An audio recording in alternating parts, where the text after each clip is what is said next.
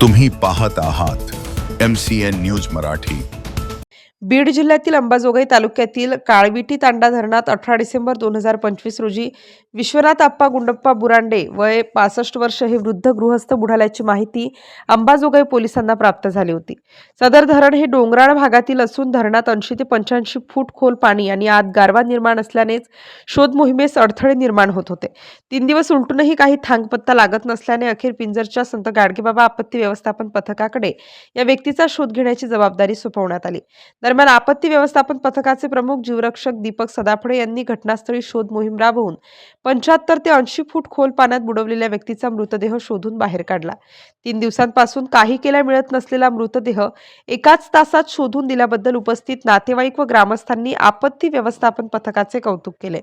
MCN news मराठीकरिता Vikas Thackeray, Pinjar, Akola.